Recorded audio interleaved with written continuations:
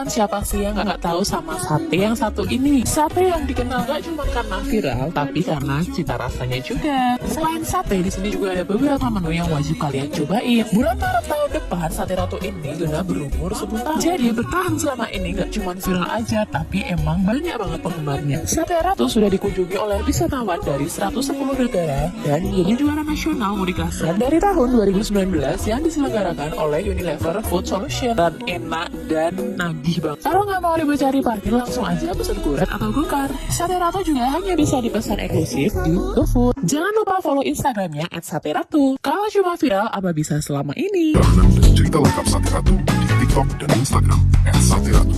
Kunjungi Sate Ratu Yogyakarta di alamat berikut.